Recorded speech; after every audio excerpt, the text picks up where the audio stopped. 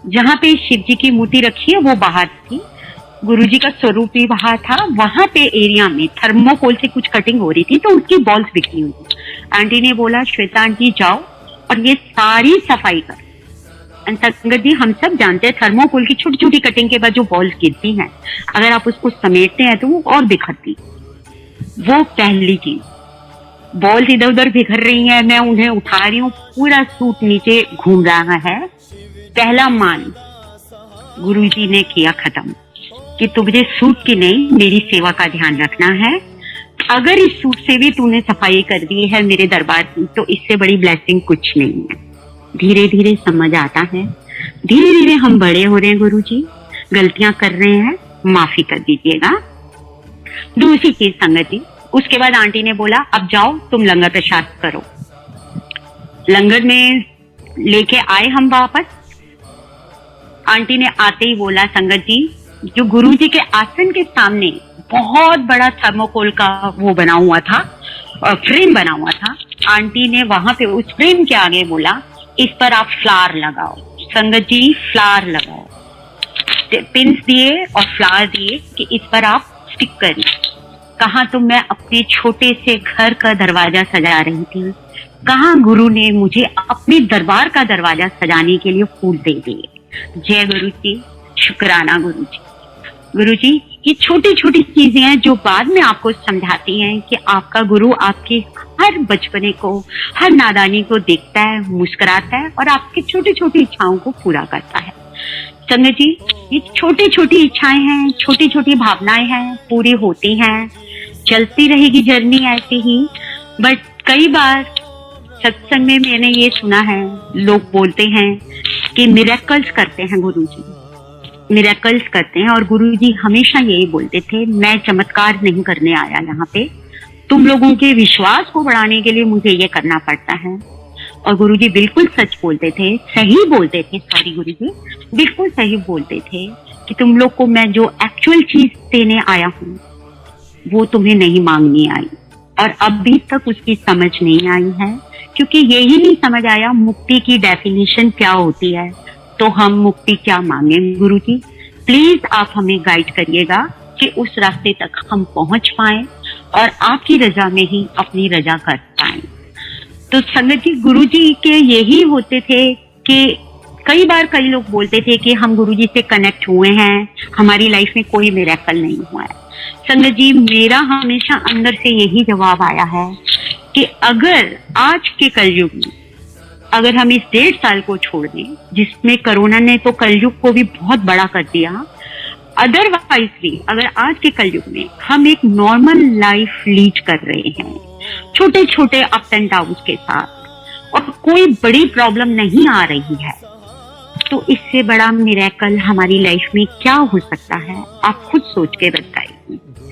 क्या हम तब अपने गुरु पे विश्वास करें या अपने सपोर्टर पे विश्वास करें जब पहले हमें वो पुश करके गिराए और फिर ऊपर उठाए? ना वो हमें गिरने दे रहा है, ना हमें बहुत ऊपर उठा रहा है, हल्के हल्के अप डाउन करके हमारी जर्नी को चला रहा है। इससे बड़ा मिरेकल, इससे बड़ी ब्लेसिंग मुझे मेरी छोटी सी समझ में तो यही आता है, और कुछ हो ही नहीं सकता है। संगत जी छोटे छोटे प्रॉब्लम्स आए लाइफ में, छोटे छोटे चलते भी रहे, बस जैसा कि गुरुजी ने बोला था, हमें नहीं पता हम कितनी बड़ी गठरी लेके आए हैं, कितने बड़े पाप करके आए हैं।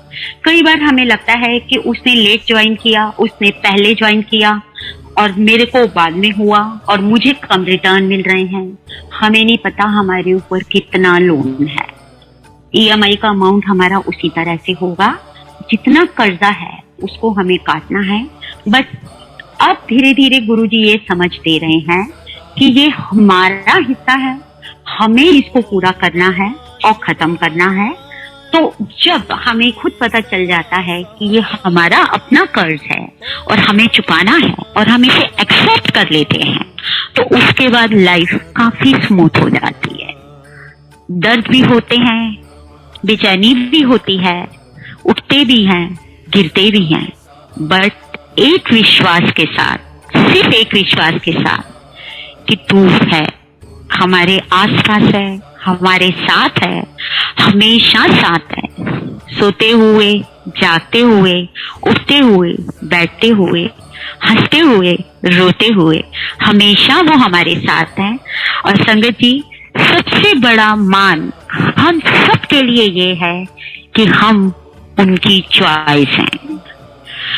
गुरुजी यही बोला करते थे, भाई चमन दास की एक वाणी में भी उन्होंने बोला था कि इस वक्त हम सत्संग में बैठे हैं, हमसे ज्यादा लकी, हमसे ज्यादा ब्लेस्ड कोई और नहीं है। कितने लोग हैं जो इस वक्त भी हॉस्पिटल में हैं, कितने लोग हैं जो इस वक्त दर्द में हैं, कितने लोग हैं जो इस वक्त परेशान हैं। हम उन सब के लिए प्रेयर करेंगे, लेकिन शुक्राना करेंगे अपने गुरु को कि उसने अपने दरबार में हमें बैठने की जगह दी है और अपने साथ हमें बिठाया है। और अंकल, कर सकती हूँ कुछ और शेयर? जी आंटी, बिल्कुल कर सकते हैं। अब एक छोटा सा सत्संग संगत जी शेयर कर रही हूँ। उम्मीद है कि मेरी बेवकूफियों को गुरुजी तो हमेशा ही ब्लेस कर देते हैं और हम सब इसको समझेंगे और हम सब जिस जर्नी पर हैं ये सीखेंगे कि हम गलतियां करके ही अपने गुरु के दर की तरफ बढ़ रहे हैं। संगत जी, मुझे नहीं पता क्या था, जब लोग बीच में शुरू हुआ सत्संग करना तो मेरे को भी एक दो जगह बुलाया गया। पहले तो मैं जा नहीं पाई, फिर धीरे धीरे वहां भी दरबार में मैंने जाना शुरू किया। तो पहली बार किसी आंटी ने बोला, आंटी खुद सत्संग शेयर करो। एंड सच है ये संगत जी कि मेरा प्रोफेशन टीचिंग का है, पब्लिक स्पीकिंग में भी मैं थी, बट पहली बार जब मैंने गुरुजी के बारे में बोलना शुरू किया, बिल्कुल वही हाल था जो एक डरे हुए बच्चे का होता है। मुझे समझ नहीं आ रहा था कि गुरुजी के बारे में मैं क्या बोलूं, मेरी क्या औकात है मैं उनके बारे में बोलूं। बट यही आज्ञा मिली कि जो तेरे पे बीता, जो तूने सीखा, वो संगत के साथ शेयर कर दो। तो वही चीज आज भी पहली बार मैंने जब किया, मैंने विक्रम अंकल को यही बोला, विक्रम अंकल, एक अनजाना सा बेचैनी है कि कहीं कोई गलती ना हो जाए, बट दरबार में बैठे हैं, गुरुजी बुलवा रहे हैं। तो वही मैं चीज बोल रही हूँ कि संगत जी, काफी सत्संग में मैं जाने लगी और गुरुजी की कृपा से जो भी मैं शेयर करती थी, संगत को कहीं ना कहीं आंसर मिलता था। जैसा कि हमेशा एम्पायर एस्टेट में भी यही कहा गया था कि गुरुजी जब खड़ा करते थे सत्संग करने के लिए तो वो किसी न किसी संगत के लिए आंसर होता था उसका। तो काफी जगह से मुझे ये रिस्पांस मिला कि आंटी आपने जो बोला वो हमें आंसर चाहिए था, हमारा क्वेश्चन था। तो थोड़े दिन संगत जी, माफी गुरुजी, सॉरी गुरुजी, थोड़े दिन लगातार ये हुआ संगत जी कि साल भर तक काफी जगह पर सत्संग हुआ और मेरे को बोलने के लिए कहा गया, शेयर करने के लिए कहा गया। तो महीने में 3-4 बार मैं शेयर करने लगी। मैं वर्किंग भी थी, फिजिकली थोड़ी सी फ्रेजाइल हूँ, ज्यादा है एक्टिव नहीं हूँ, मैं स्ट्रॉन्ग नहीं हूँ, तो मैं थक जाती थी। फिर तो मैं थोड़ा सा सत्संग को कम करने लगी कि मैं नहीं जा पाऊंगी। तो एक बार क्या हुआ संगत जी कि एक आंटी जिनके घर मैंने 2-3 बार सत्संग शेयर किया था, उनके सत्संग में उन्होंने मुझे फोन करके बोला कि आंटी आपको ना एक जगह सत्संग करना है और वो किसी मंदिर में हो रहा है और सैटरडे को वहां करना है और संडे को एक जगह और करना है। संगत जी, मुझे पता नहीं क्यों ऐसा ख्याल आया कि व्हाट्स गोइंग ऑन, ये हो क्या रहा है, कि मैं कहीं सिस्टर शिवानी तो नहीं बन रही कि हर हफ्ते एक फोन आ जाता है कि यहाँ शेयर कर दो, यहाँ शेयर कर दो। तो मुझे एकदम से आवाज आई अंदर से कि नहीं गुरुजी, मैं कोई ऐसी नहीं बनूंगी व्हाइट साड़ी पहन के सिस्टर शिवानी। बड़ी ईमानदारी से संगत जी बता रही हूँ, जो इस पापी मन में भाव आए थे। संगत जी, आप बिलीव नहीं करेंगे, मैंने आंटी को बोला, आंटी ने बोला 12 से 2 का सत्संग है। मैंने कहा आंटी नहीं, मैंने अभी तक नाइट हुई भी नहीं और कल मेरे को अपना पेपर तैयार करना है, परसों पेपर देना है, काफी टाइम लगेगा, मेरे पास टाइम नहीं है। पता नहीं क्यों मुझे अंदर से लगा कि कहीं कुछ अलग हो रहा है जो मैं एक्सेप्ट नहीं कर पा रही थी, या पता नहीं समझ नहीं आ रहा था। अभी तक मैं उस भाव को नहीं समझी। संगत जी, आप बिलीव नहीं करेंगे, आंटी ने 3-4 बार फोन किया, मैं नाम नहीं लूंगी उन आंटी का। मैंने संडे के लिए भी टाल दिया, सैटरडे के लिए भी टाल दिया, ये था दिसंबर का महीना। उसके बाद जनवरी में मैं भूल गई। जनवरी में मैं गई सत्संग पे, जिनके घर जाते थे और हमेशा वो मुझसे सत्संग करवाते थे। उन्होंने मुझे बोला, मैंने कहा नहीं, मेरे अंदर से कोई आवाज ही नहीं आ रही है। जनवरी निकला, फरवरी निकला, गई मैं सत्संग पे, लेकिन एक भी सत्संग मैंने शेयर नहीं किया।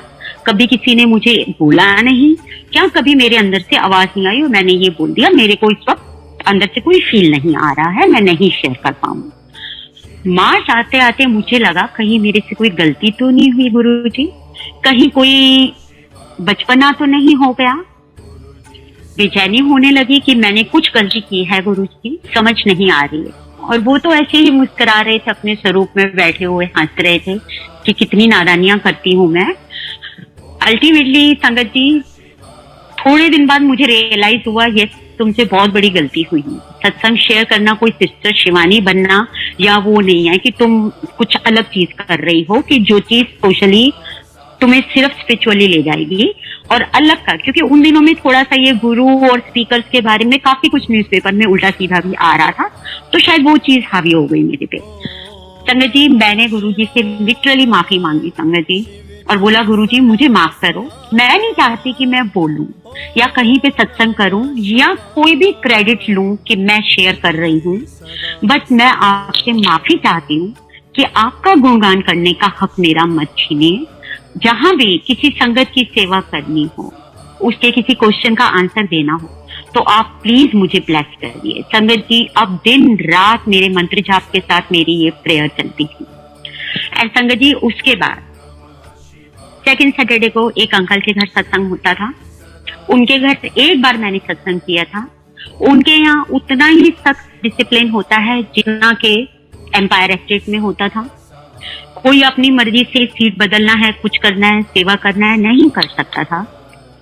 और वहां मैं एक बार सत्संग शेयर कर चुकी थी, बट उस दिन वो अंकल आए और आकर के मुझे अंकल बोलते हैं, आंटी सुना है आप गुरुजी का गुणगान करते हो, तो आज आप गुणगान करो हमारे सत्संग में।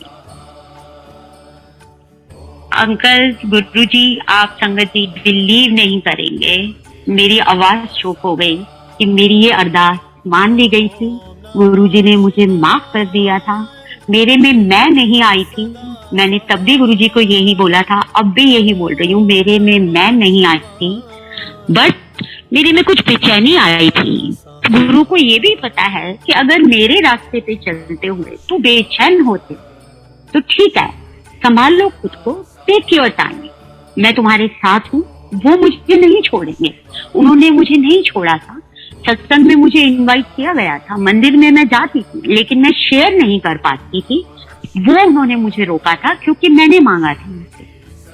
उन्होंने मेरे को अपने आप नहीं कहा था, लेकिन जैसे ही मैंने उस चीज के लिए, अज्ञानता के लिए स्वीकार किया और मैं तैयार हो गई अपने गुरु का गुणगान करने के लिए, प्योर हो गई, तो गुरु ने मुझे वो हक फिर से दिया और अपनी शरण में लिया। और वहां पे उस दिन वही हाल मेरा हुआ था। माइक पकड़ते हुए मेरे हाथ कांप रहे थे, आंखों में से आंसू आ रहे थे और यही हो रहा था, गुरुजी शुक्राना कि आपने माफ किया, शुक्राना कि आप हमारी इतनी बेवकूफियों को देखते हो, समझते हो, लेकिन जैसे एक सेल्फिश बच्चा सारा दिन खेलता है, मस्ती मारता है, बिल्कुल माँ बाप की तरफ मुड़कर भी नहीं देखता, लेकिन भूख लगने पर, डर होने पर वो ही माँ बाप उसे याद आते हैं। ऐसे ही हम हैं, नाशुक्रे हैं गुरुजी, नादान हैं, लेकिन आपके बच्चे हैं। आप ऐसे ही हमें माफ करते रहिए और ये करिए, इस तरह से ब्लेस करिए कि धीरे धीरे हम आपके समझदार बच्चों की कैटेगरी में आ जाएं। आपके नादान बच्चों से थोड़ा सा ऊपर करिए हमें गुरुजी और अपनी शरण में लीजिए। हम आपकी चॉइस हैं, तो आपकी चॉइस अच्छी चॉइस बने, इसके लिए आप हमें ब्लेस करते रहिए।